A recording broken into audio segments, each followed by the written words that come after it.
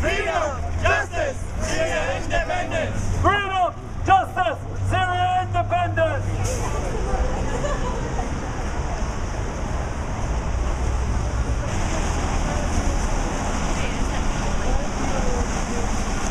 Syrian children killed, the world is silent.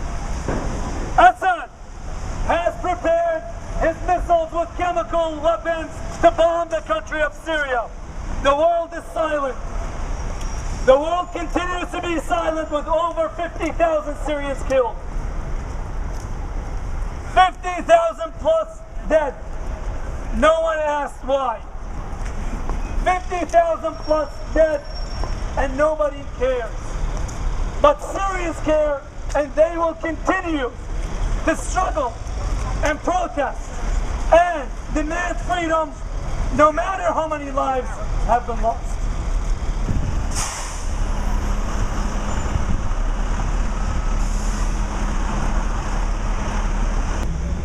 So the question is, where was I when the revolution basically began in Syria in March of 2011. I was like everybody else. I was just doing my own thing, and I heard that what was happening in Syria was happening, but I didn't pay a lot of attention. And it took me actually a few months to catch on to what was happening and to understand how big and huge it was, because the revolution in Syria began when a couple of teenagers, just some school kids actually, they were some boys, they were 12, 13 years old. They wrote some graffiti on the wall of their school building saying, you know, we want the regime to go. And then what happened was, within that evening of when they had written that graffiti, they all got captured and detained by the secret police in Syria, and they got severely tortured, and most of them were returned, you know, mutilated and dead to their families' houses 1 week later. This is how the revolution began. Just because some schoolboys, they wrote some graffiti on the wall. And when they got detained, you know, that evening, within, I don't know how quickly, within a couple of days or the next day, some men in their 20s, they were in that town, they said this is too much, and then they began doing demonstrations and rallies. And before that, there had been no demonstrations in Syria, and it was not heard of at all, actually. So I was just here doing my own thing, and then I began to understand what was happening, how big it was actually for Syrians, not only for the boys to do graffiti, but for Syrians to say, you know, we want to do demonstrations, we want to rally peacefully, we want to show that we are not, you know, we are against the regime, and this was unheard of. So that was a big thing, and it took a while for me to really understand that that was happening.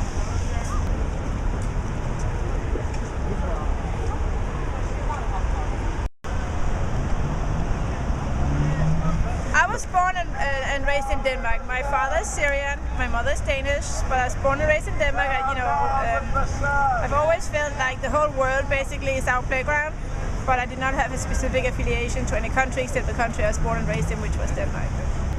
I grew up like any other Danish child in Denmark. Denmark is a Christian country, but nobody really practices Christianity. My parents divorced, so I moved to an apartment where you had tons of people from different minorities. There were many Indian families. I had some Indian friends, some Turkish friends, but basically I would go to school and be with all Danish people, just like any other kid in Denmark, basically. I have lived outside of Denmark since I was 19, and it's only been until the last maybe 5 years that I've begun not feeling so Danish. I guess now I would describe myself as an American Syrian, but I do consider myself Danish. You get a mixed personality, but it can still work very well. I feel more Syrian because my children, they are 3/4 Syrian, and while they speak Danish, then as Muslims they will be marked not as Danish but as Syrians. So then that means that they need to also have a strong identity as Syrians and be proud of whom they are, since people are going to look at them not as if they were, you know, Danish or with the Danish culture that they have, but they will be immediately judged as Muslims and Arabs, basically. When and why did I start going to Syria? Well, I went to Syria as a child, maybe one time, and after when I became a teenager, you know, most of the summers I would go there for a month or something like that, 4 to 6 weeks, to visit family, I guess. One of the most special moments I had was the very first time I was fasting, actually, was in Syria, and I had been wanting, I think it was a piece of watermelon or something the whole day, and my mother-in-law had kept it for me in the refrigerator. So, you know, you break the fast, it's like 10 o'clock in the evening, and by then, you know, you go there and there's a piece of watermelon waiting for you. So that was a pretty happy moment. Just the way that people in Syria, they really care, you know. I mean, I can't say the people of Syria, but the people I've met in Syria, they've always been caring people. They don't think about themselves before they think of others. They do think of others before they think of themselves. Nobody would take the last piece of watermelon if it was meant for somebody else, basically. There's just a lot of generosity and openness and love there.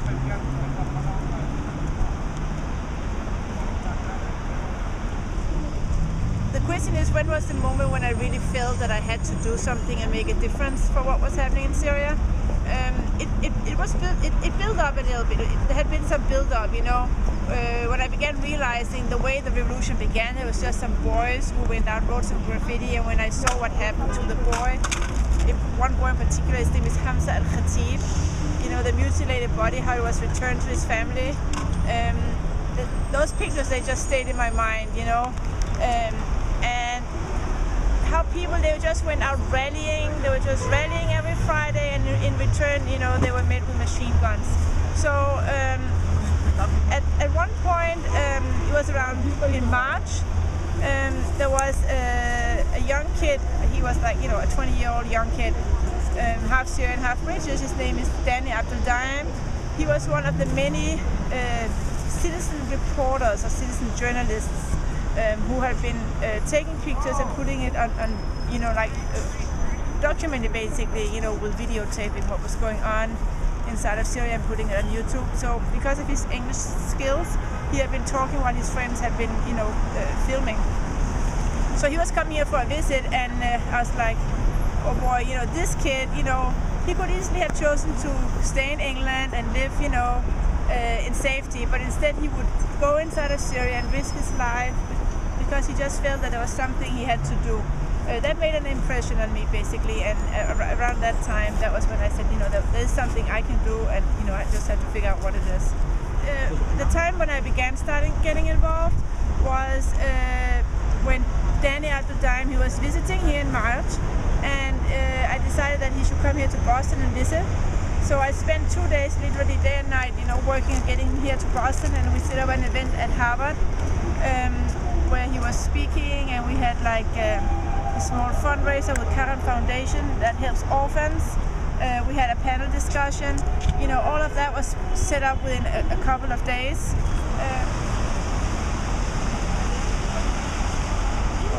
Ramadan came twice. People were sad instead of being happy.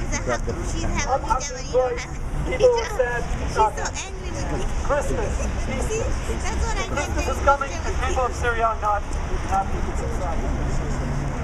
On the Christmas tree here, we have the pictures of Syrian children of detainees who have been in prison for months, being tortured on a daily basis. Some of them, sadly, could be dead by now. We don't know. This is the fate of Syrians today. This is what we're struggling against a tyrant regime that does not distinguish between old and young, child, adult, male, female, Muslim, Christian, Alawi, Sunni, Arab, Kurd, Assyrian, does not distinguish. It kills everyone. Anyone who dares to say a word is imprisoned or tortured or killed. Syrians will not back down. The revolution will continue until we reach our goal of freedom and toppling this dictatorship and tyrant regime. What makes me mad about what's going on in Syria? Well, obviously it makes me very mad that people, just for the sake of asking for freedom, then they're getting literally slaughtered. The women are getting raped, the children are being knifed, and butchered in front of them. The men are being detained and tortured and killed in mass graves or whatnot. That makes me mad, but and then of course I feel very upset also about how the world is just watching what's happening and nobody wants to do anything. I don't even know that the world is watching because nobody cares. That's the sad part. I don't know if it makes me more mad or more sad, that something like this can be taking place just because people are asking for freedom and that's all they're doing, and they're being killed. We have 50,000 people killed, in 2 years, and the world is watching. What are they waiting for? What can Americans do to help with what's happening in Syria right now, like regular Americans?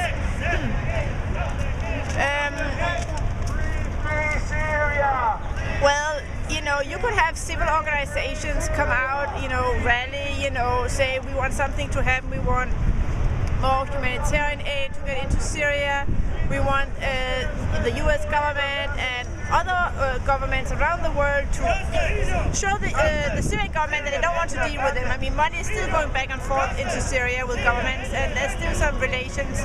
If the world government send a clear message to the government of Syria that they're not going to be dealing with them, not now and not in the future, then there would be no future, for the Syrian government, and that would, basically force them to step down.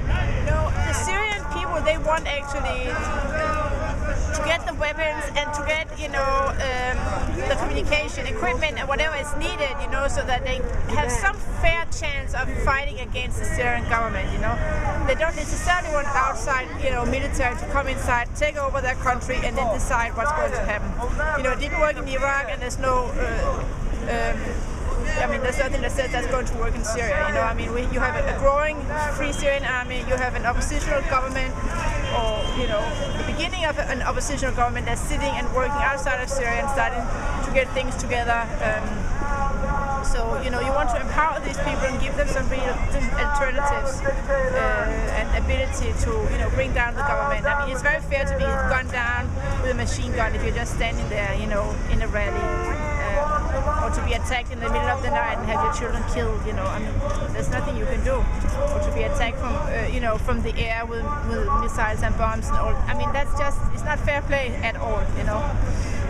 Syria wants to transition into a democratic country.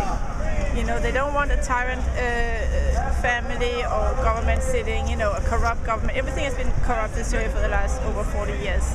So that's what we want for Syria. For the transition to democracy to go easily, and for the Syrians to learn what democracy means, and for the future, to be a democratic Syria. Free, free Syria! Free, free Syria! Free, free Syria! Free, free Syria! Long live Syria! Long live Syria! Long live Syria! Long live Syria! Long live Syria! Long live Syria! So why does it matter to me, or why do I care as a human being about what's happening in Syria? It's not just because I am Syrian. Because I'm Syrian, then I was initially touched by what's happening in Syria. But it's the whole humanitarian aspect of people asking for freedom. They're not asking for something that's not a basic human right. They're just asking for freedom. They don't have the freedom to go outside and speak or have free opinions even in their heads. Everything has been supervised like a big brother, And it's so basic, and because of that, the government has been threatened so badly that they are just killing them and, annihilating them basically. And I think every human being should care that somebody else does not have the right for freedom. I mean, the Syrian people it's not one religion, it's a diverse community. We have, few Jewish, Kurds, Druze, Christians, and Muslims. All of these people together, they all want what we all should have and what everybody deserves, and that's freedom. And that's why we should all care, because it's a basic human right. We will live free or die. This is the goal. We will live free. We will not die. Syria will not die. Syria will be free.